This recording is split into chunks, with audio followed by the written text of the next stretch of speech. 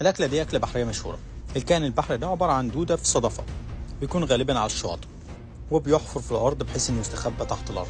طريقة صيده سهلة وبسيطة.